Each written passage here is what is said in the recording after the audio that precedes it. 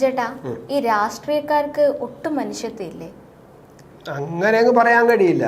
പിന്നെ വന്നപ്പോൾ പൊതുവെ അങ്ങനെ ഒരു ബ്രാൻഡഡ് ആയിട്ട് മാറിക്കഴിഞ്ഞു എന്നുള്ളതാണ് സത്യം.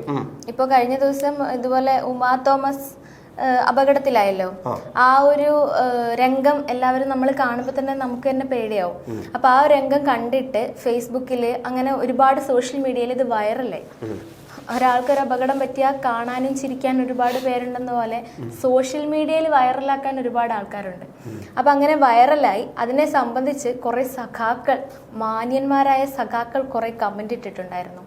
എന്തിനിത്ര ധൃതി പിടിക്കുന്നു, എന്തിനെത്രയും ഇങ്ങനെ ആംബുലൻസ് ഒക്കെ പെട്ടെന്ന് വിളിച്ച് എന്തിനാ ഇങ്ങനെ കൊണ്ടുപോകുന്നത്, അതിന്റെ കാര്യം എന്തായിരുന്നു, അങ്ങനെയൊക്കെ ചോദിച്ചു. അപ്പൊ ഞാൻ ചിന്തിച്ചത് എന്താണെന്നറിയോ, ഈ ആൾക്കാർക്കൊന്നും മനുഷ്യന്മാര് എന്നുള്ളത് പോട്ടെ, ഇതിൽ കൂടുതലും സഖാക്കൾ ആണ് കൂടുതലും പ്രതികരിച്ചിട്ടുള്ളത്. അവരോട് എനിക്ക് ചോദിക്കണം, നിങ്ങളൊന്നും മനുഷ്യരല്ലേ? ഒറ്റ വാക്കേ നമുക്കും ചോദിക്കാം, നിങ്ങളൊന്നും മനുഷ്യരല്ലേ? പക്ഷെ മനുഷ്യരാണ്. മനുഷ്യനാകണം, നമ്മൾ മനുഷ്യനാകണം. കേട്ടില്ലേ കവിത? ഇവിടെ എല്ലാം കേൾക്കുന്നു. കവിത അങ്ങോട്ട് മുന്നോട്ട് പോകുമ്പോൾ ഭയങ്കര മാർക്സിസം എന്ന് പറയുന്നത് മനുഷ്യത്വത്തിൻ്റെയും മനുഷ്യനാകണമെന്ന് പഠിപ്പിക്കാനും മനുഷ്യത്വത്തിന് വേണ്ടി നിൽക്കുന്നതാണ് മാർക്സിസം എന്നൊക്കെയാണ് ആ കവിതയിൽ ഇങ്ങനെ നമ്മുടെ മുരുകൻ കാട്ടാക്കട ഇങ്ങനെ പറഞ്ഞു വെച്ചിരിക്കുന്നത്. അല്ല, അതിൽ നമുക്ക് പരാതിയില്ല. അല്ലേ, നമുക്ക് പരാതിയില്ല. കാരണം മുരുകൻ കാട്ടാക്കടയുടെ വിശ്വാസം അതാണ്, അദ്ദേഹത്തിന്റെ സങ്കല്പം അതാണ്. അതങ്ങനെ ഇരുന്നോട്ടെ, അത് ഒരു കവിയുടെ ഒരു സ്വാതന്ത്ര്യമാണ്. പക്ഷെ എങ്കിൽ പോലും മനുഷ്യനാകണമെന്ന് പഠിപ്പിക്കുന്ന അല്ലെ മനുഷ്യന് വേണ്ടിയിട്ട് വയ്ക്കുന്ന ഒരു പ്രസ്ഥാനത്തിലെ ആൾക്കാർ ഇങ്ങനെ പ്രതികരിക്കാമോ എന്നുള്ളതാണ്. അവരെ തെറ്റു പറഞ്ഞിട്ട് കാര്യമില്ല. അവരുടെ പാർട്ടിയിലെ ഒരു കാര്യം നടക്കുമ്പോൾ അല്ലെങ്കിൽ ഒരാൾക്ക് എന്തെങ്കിലും പറ്റിയാൽ ഇവർ തന്നെയാണ് അയാൾക്കെതിരെ തിരിയുന്നത്. അവർക്കെതിരെ തന്നെ അവർ ചേർത്തിരിക്കുന്നുണ്ട്. എന്നിട്ട് ബാക്കിയുള്ളവർ അവരെ തെറ്റു പറയാൻ പറ്റില്ല. അവരാണ് മാന്യന്മാര്, അവരാണ് ഇപ്പോഴത്തെ പാർട്ടിക്കാർ, യഥാർത്ഥ പാർട്ടിക്കാർ അല്ലേ? അപ്പോൾ എന്തായാലും ഇതിപ്പം 2-3 പ്രതികരണങ്ങൾ വന്നിട്ടുണ്ട്. പ്രധാനമായിട്ടും ഈ സഹാക്കളുടെ, സൈബർ സഹാക്കളുടെ പ്രതികരണം എന്ന് പറഞ്ഞാൽ ഇപ്പോൾ കമന്റുകൾ ഇപ്പോൾ രഹന പറഞ്ഞു കഴിഞ്ഞു. അതായത് എന്തിനെത്തിരി ധൃതി, പതുക്കെ കൊണ്ടുപോയാൽ പോരെ, എന്തിന് ആംബുലൻസ് പിടിക്കണം, എവിടെ കൊണ്ടുപോകാനാണ്? ഈ ആംബുലൻസ് ഒക്കെ വിളിച്ച് പതുക്കെ അങ്ങോട്ട് കൊണ്ടുപോയാൽ പോരെ, പിന്നെ ചുമ്മാ വായി നോക്കി നടന്നിട്ടല്ലേ, ആരെയും കണ്ടിട്ട് ഇളിച്ചിട്ടല്ലേ, പിന്നെ അതുകൊണ്ടല്ലേ വീണത് എന്നൊക്കെ പറഞ്ഞിട്ടുള്ള കമന്റ് എന്തൊരു മനുഷ്യത്വ വിരുദ്ധമാണെന്നുള്ളതറിയാം. എന്തായാലും അതിപ്പോൾ പ്രധാനമായിട്ട് 2 പേരുടെ പ്രതികരണം, നമുക്കതാണ് ഇപ്പോൾ ഏറ്റവും പ്രധാനം. 2 പേരുടെ പ്രതികരണം നമ്മൾ ശ്രദ്ധിക്കേണ്ടതാണ്. ഒന്ന് പിന്നെ രാഹുൽ മാങ്കൂട്ടത്തിൽ അല്ലേ? എന്താണ് രാഹുൽ മാങ്കൂട്ടത്തിൽ പറഞ്ഞതെന്നോ വല്ല വായിച്ചിരുന്നോ? ഇല്ല ചേട്ടാ, ഞാൻ അങ്ങനെ അറിഞ്ഞിട്ടുണ്ടായിരുന്നു. രാഹുൽ മാങ്കൂട്ടത്തിൽ പറഞ്ഞിരിക്കുന്നത്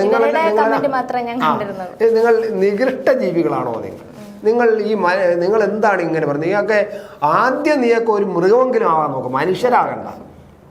രാഹുൽ മാങ്കൂട്ടത്തിൻ്റെ വരി അതാണ്.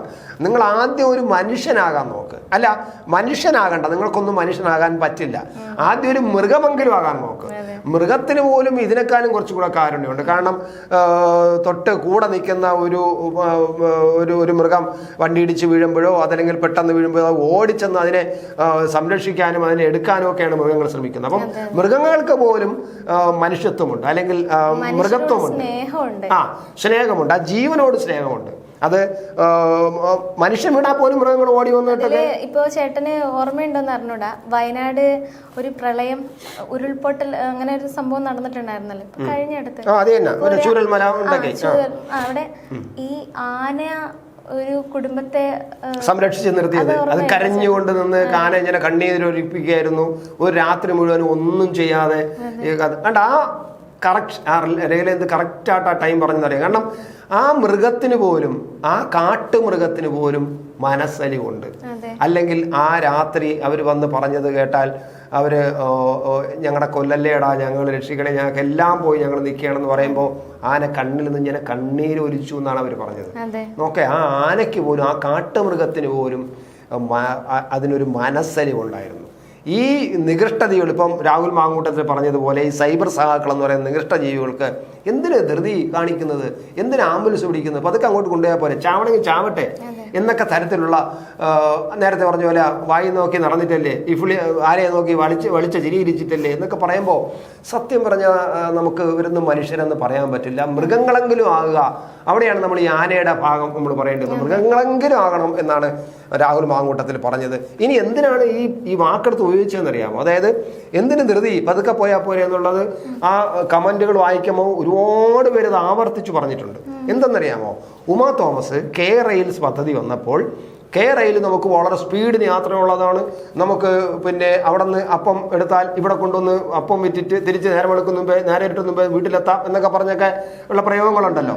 അപ്പോൾ പിന്നെ അത്രയും വേഗത്തിൽ എന്തിനാണ് പോകുന്നത്? അത്യാവശ്യം പോകുന്നവർക്ക് വേറെ സൗകര്യങ്ങളെല്ലാം ഉണ്ട്, വിമാനത്തിൽ പോകാം, എല്ലാം പോവാം. നമുക്ക് ഇത്രയും ധൃതി വേണോ? പതുക്കെ പോരെ. ഈ കേരളത്തിന് പറ്റാത്ത ഈ പദ്ധതി നമുക്ക് എന്തിനാണെന്ന് അവർ അഭിപ്രായം പറഞ്ഞു. സ്വാഭാവിക രാഷ്ട്രീയ പ്രവർത്തക എന്നുള്ള നിലയിലും ഒരു ജനപ്രതിനിധി എന്നുള്ള നിലയിലും ഈ കെ റെയിൽ അവർ പ്രതിപക്ഷത്ത് നിൽക്കുന്ന ഒരാളെന്നുള്ള നിലയിലും കെ റെയിലിനെ അനുകൂലിക്കാത്ത കൂട്ടത്തിൽ നിൽക്കുന്ന ആളെന്ന നിലയിലും സ്വാഭാവികമായിട്ട് അവർക്കൊരു അഭിപ്രായം പറയാം. അത് പറഞ്ഞതിനാണ് എന്തിനിത്തരം ധൃതി, നമുക്ക് പതുക്കെ പോയാൽ പോരെ എന്ന് ഉമാ തോമസ് ഒരിക്കൽ പറഞ്ഞതിനിടെ ഇവർ കോട്ട് ചെയ്തിട്ട് എന്തൊരു ക്രൂരത എന്ന് ആലോചിക്കുക.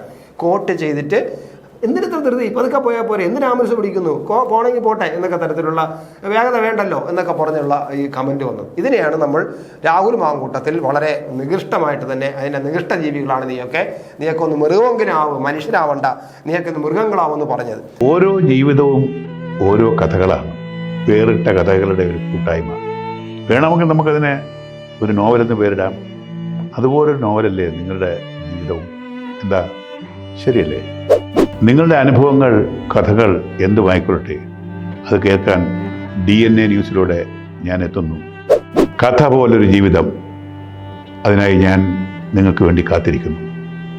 നമുക്ക് ഒന്നിച്ച് കാണാം, കുറേ കാര്യങ്ങൾ സംസാരിക്കാം, വേദനകൾ പങ്കിടാം. നിങ്ങളുടെ വിഷയങ്ങൾ, അനുഭവങ്ങൾ അത് ഞങ്ങളെ അറിയിക്കേണ്ട വിലാസം താഴെ കൊടുക്കുന്നു.